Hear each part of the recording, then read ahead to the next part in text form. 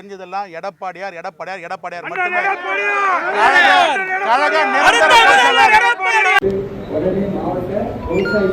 நான் இந்த பதவி வீணாகி கூடாது, 5 வருஷம் உதவாத போயிடக்கூடாது. அதிமுக எம்ஜிஆர் மறைவுக்கு பிறகு இரண்டாக உடைந்தது. ஜெயலலிதா அணி என்றும் ஜானகி அணி என்றும் பிரிந்தது. அந்த தேர்தலில் திமுகவிடம் ஆட்சியை இழந்த அதிமுக பிறகு ஒன்று கூடி ஆட்சி அமைத்தது. அதன் பிறகு ஜெயலலிதா மறைவுக்கு பிறகு எடப்பாடி தலைமையில் அதிமுக ஆட்சி அமைத்த நிலையில் அப்பொழுதும் சசிகலா, தினகரன், ஓபிஎஸ் போன்றவர்கள் கட்சியிலிருந்து பிரிந்து தனி அணியாக செயல்பட்டனர்.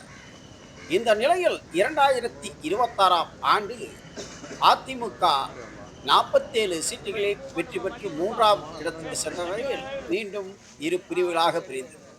சி.வி. சண்முகம், வேலுமணி தலைமையில் 25 அதிமுக எம்எல்ஏக்களும், எடப்பாடி தலைமையில் 22 அதிமுக எம்எல்ஏக்களும் தற்பொழுது பிரிந்து நின்று சபாநாயகரிடம் எங்களுக்குத்தான்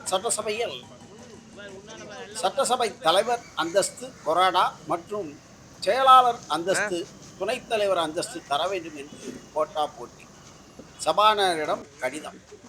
இவர்களை எல்லாம் உடனடியாக நீக்கினார் எடப்பாடி. நீக்க அதிகாரம் இல்லை, நீங்கள் தான் பொதுச் செயலாளர், பொதுக்குழுவை கூட்டுங்கள், தோல்விக்கான காரணத்தை கண்டறிவோம் என்று கூறிய நிலையில் எடப்பாடி செவி மறுத்த நிலையில் மீண்டும் கோஷ்டி பூசல். தற்பொழுது எடப்பாடி வீட்டில் அவருடைய கோஷ்டியை சேர்ந்த உறுப்பினர்கள் கலந்துரையாடல், சி.வி. சண்முகமோ தனித்து கலந்துரையாடல். இந்த இரு கோஷ்டியும் தரும் பேட்டியை நீங்கள் தற்பொழுது பாருங்கள்.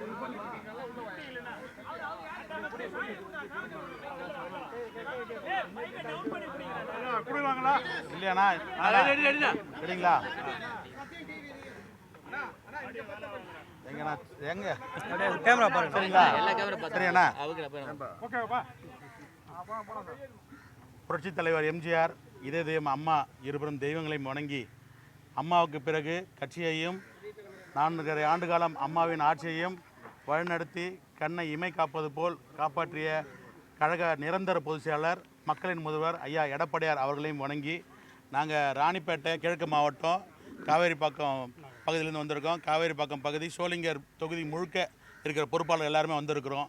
கட்சி ஒரு இக்கட்டான சூழ்நிலையில் போயிட்டுருக்க இந்த நேரத்தில் எங்களுடைய இது என்றென்றும் எங்களுக்கெல்லாம் எடப்பாடியார், அம்மாவுக்கு பிறகு எடப்பாடியார், அதிமுகனா ஐயா எடப்பாடியார், அதில் எந்தவித மாற்று கருத்து இல்லாமல் எங்கள் தொகுதியை சேர்ந்த எல்லா கட்சிக்காரங்களும் நிர்வாகிகளும், முன்னாள் சேர்மேன்லேருந்து கவுன்சிலருந்து பல்வேறு நிலையான பொறுப்பாளர் எல்லாம் வந்திருக்கிறோம்.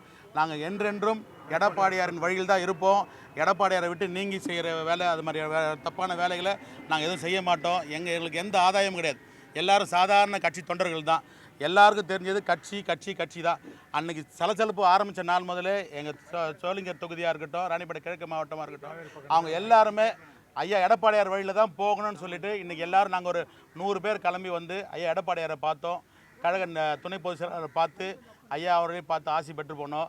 ஐயா எந்த விதமான கலக்கமும் வேணாம், கட்சி நல்ல விதமாக போகும், நீங்கள் எந்த இதுவும் கலங்காமல் வேறு எந்த விதமான சூழ்ச்சிக்கும் ஆளாகாமல் இருங்க, எல்லாரையும் கழகம் நல்ல மாதிரி கொண்டு போகணும்னு சொல்லியிருக்காரு. எங்களுக்கெல்லாம் உறுதி சொல்லியிருக்காரு.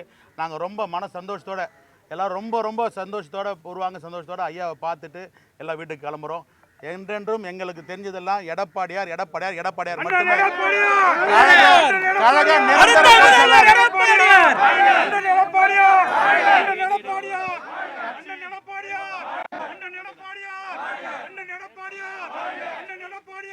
நிலைப்பாடு நாங்க முன்ன வச்ச கால பின்னெடுக்க மாட்டோம். எங்களோட நிலைப்பாடு அண்ணன் சிபிஎஸ் பின்னாடி அண்ணன் வேலுமணி இப்படி தலைவர்கள் எங்களை வலியுறுத்தி கொண்டிருக்கின்றார்கள். இந்த விஷயத்துல ஏதாவது இந்த ஆதரவு டிவிகேக்கு ஆதரவு அளிக்கக்கூடிய விஷயத்துல நாங்க அவர் பின்னாடி இருக்கிறோம். கழக பொதுச் செயலாளர் எடப்பாடியார் தான்.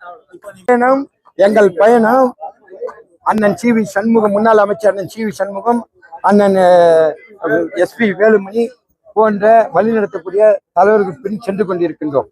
இன்றைக்கு சட்டமன்றத்திலே அண்ணா திராவிட முன்னேற்ற கழகத்தின் சார்பாக நம்முடைய நிலைப்பாட்டை சட்டமன்றத்திலே தெரிவித்து ஆளுங்கட்சிக்கு ஆதரவாக சட்டமன்றத்தில் எங்களுடைய நிலைப்பாட்டை தெரிவித்திருக்கின்றோம். அதில் எந்தவித மாற்றமும் இல்லை. அவர் பின்னால் நான் தொடர்ந்து சென்று கொண்டிருக்கின்றோம். பொதுக்குழு கூட்டி இருக்க நீங்க பதவி பூரா விலைக்கு எங்க பதவிகள்லாம் எடுத்துட்டு இருக்கிறீங்க. இந்த பதவி எடுத்துக்கிற பதவியை பார்த்தீங்கன்னா எடுத்திருக்கக்கூடிய ஆளுங்களை நீங்க எங்களை விட்டுட்டு எடுத்துட்டு வர காலங்கள்ல தமிழ்நாட்டில் கண்டிப்பா ஆட்சியை அமைக்கவே முடியாது. அதிமுக கொஞ்சம் நஞ்சம் இருந்தது கூட இப்ப எங்களெல்லாம் விடுவிச்சா 26 மாவட்டத்தில் விடுவிச்சிருக்காரு. பொது அமைப்பு செயலாளர்களாம் விடுவிச்சேன். இவங்கெல்லாம் எடுத்துட்டு ஐயா பெரியவர் ஐயா எடப்பாடியார் மட்டும் கட்சியை நடத்தி கொண்டிருந்தால் சரியாகுமா? அதெல்லாம் எங்களுடைய தலைவர்கள் ஆல்ரெடி உங்களுக்கு பத்திரிகைலாம் தெளிவுபடுத்திட்டாங்க. அந்த மாதிரி செய்தியெல்லாம் பத்திரிகை எங்களுடைய இது எங்களுடைய எம்எல்ஏ பதவி வீணாகிவிடக்கூடாது. போன 5 ஆண்டு காலம் எதிர்கட்சியாக இருந்தோம். இன்றைக்கு கடுமையான உழைப்பிலே குறிப்பாக சில இன்னைக்கு வெற்றி பெற்றவர்களெல்லாம் சொந்த செல்வாக்கிலே முழுமையாக சொந்த செல்வாக்கிலே வெற்றி பெற்றிருக்காங்க. பொதுச் செயலாளர் எங்களுக்கு சுற்றுப்பயணம் பிரச்சாரம் மேற்கொண்டிருக்கின்ற அதெல்லாம் மறக்க முடியாது.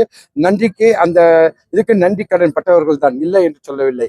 ஆனால் இந்த பதவி வீணாகி கூடாது, 5 வருஷம் உதவாத போயிடக்கூடாது. ஆக இதை ஆளுங்கட்சியை சார்ந்து நாம் செல்லும் போது கண்டிப்பாக மக்களுக்கு உறுதுணையாக இருக்கும், தொகுதியினுடைய வளர்ச்சிக்கு இந்த பதவி உதவியாக இருக்கும் என்கின்ற அடிப்படையில் தான் இந்த ஆதரவு. ஆனால் எங்களை பொறுத்த நாங்கள் அதிமுக தான் எங்களுடைய கட்சி. அதிமுக சார்பாக தான் ஆதரவு.